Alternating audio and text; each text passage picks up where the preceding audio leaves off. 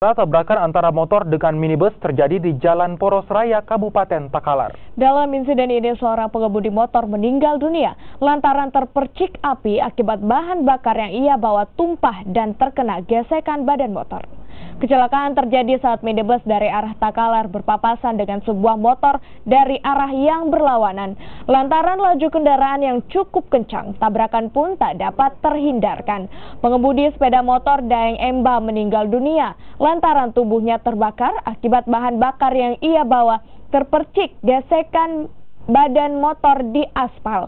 Sementara sang pengemudi minibus Muhammad Asis mengalami luka sobek di bagian wajah dan segera mendapatkan perawatan medis.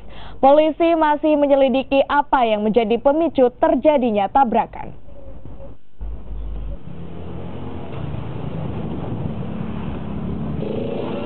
Sehingga motor itu terbakar. Jadi terbakar itu pengemudinya terbakar sehingga meninggal di tempat.